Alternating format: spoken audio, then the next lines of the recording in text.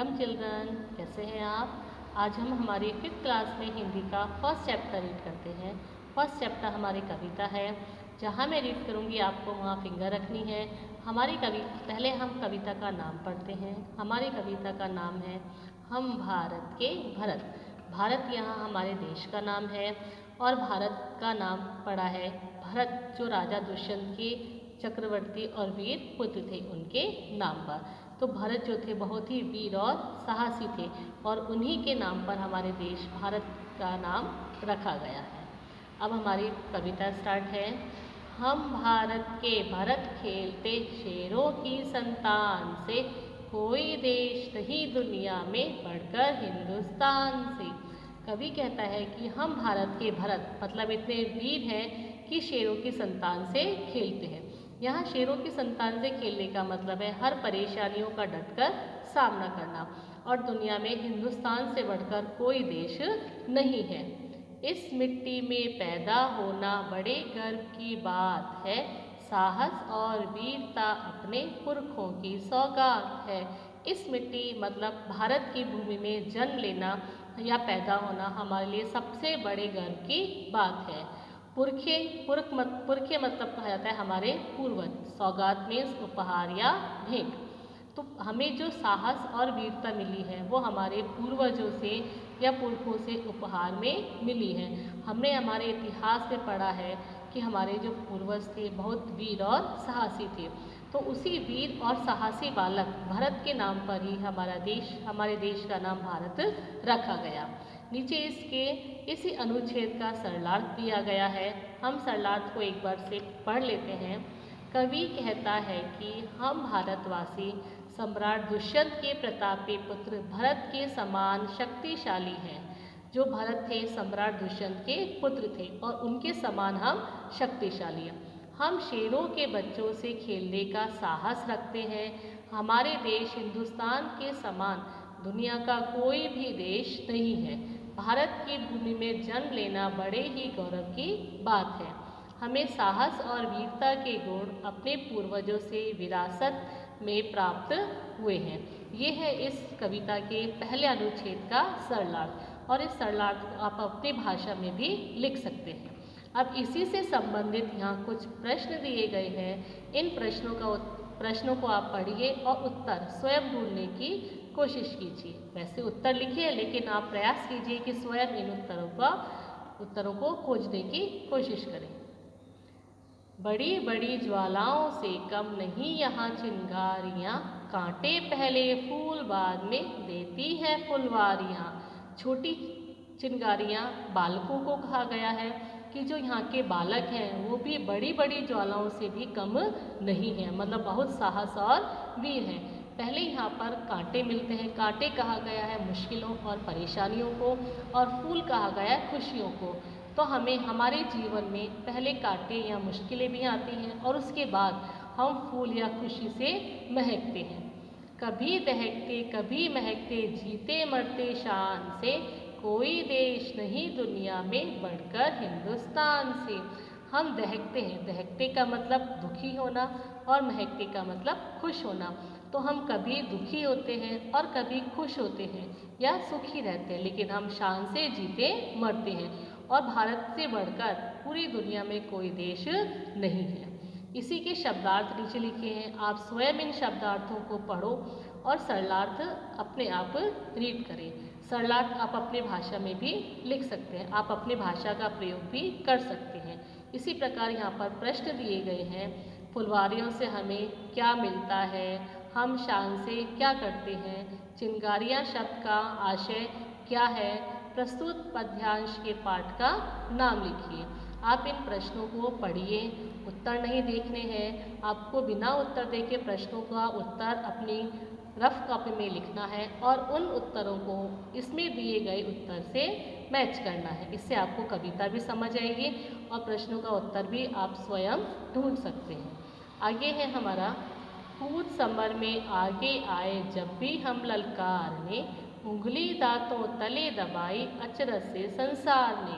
Summer होता है युद्ध, ललकारना मतलब युद्ध के लिए आमंत्रित करना। तो जब भी दुनिया ने हमसे युद्ध किया है, दुश्मनों ने हमसे युद्ध किया है, तो हमने उनका डटकर सामना किया है और हमारे इस साहस को देखकर संसार ने आश्चर्यचकित हुआ है। यहाँ उंगली दांतों तले दबाने का मतलब एक मुहावरा है। इस मुहावरे का अर्थ होता है आश्चर्यचकित होना। तो हमारे ऐसे साहस और वीरता को देखकर पूरा संसार आश्चर्यचकित हुआ है। सदियों से बनते आए हैं हम पन्ने इतिहास के, त्याग और बलिदान हमारे व्रत हैं 12 मास के। हमारे इतिहास में हमारे साहस और वीरता के जो किस्से हैं या कहानियाँ हैं वो भरे हुए हैं, वो हमें प्रेरणा देते हैं और हमारे 12 महीने हम त्याग और बलिदान करके अपना जीवन व्यतीत करते हैं। जब भी निकला हीरा निकला यहाँ किसी भी खान से, कोई देश नहीं दुनिया में बढ़कर हिंदुस्तान से। यहाँ की खान मतलब हिंदुस्तान की मिट्टी, और हिंदुस्तान की मिट्टी में जन्म लेना सबसे अधिक गर्व की बात है। और जो यहाँ पर जन्म लेता है या पैदा होता है वो एक हीरे के समान है। हीरा एक अमूल्य रत्न होता है जिसकी कोई कीमत नहीं होती, बहुत ही अमूल्य माना जाता है। तो हिंदुस्तान में जन्म लेने वाला हर व्यक्ति एक अमूल्य हीरे के समान है। और इसी प्रकार दुनिया में कोई देश हमारे हिंदुस्तान से बढ़कर नहीं है। यहाँ शब्दार्थ ये है, समर युद्ध कहा जाता है, ललकारना चुनौती है, अचरज आश्चर्य, व्रत उपवास, हीरा एक अमूल्य रत्न। सरलाद आप अपने स्वयं रीड करिए, पहले कविता के पैराग्राफ को पढ़िए और अपनी भाषा में उसका सरलार्थ लिखने का प्रयास कीजिए। इसी प्रकार यहाँ प्रश्न दिए गए हैं, सारा संसार कब आश्चर्यचकित हो गया। प्रश्नों का उत्तर भी आप अपनी भाषा में का प्रयोग करते हुए लिख सकते हैं।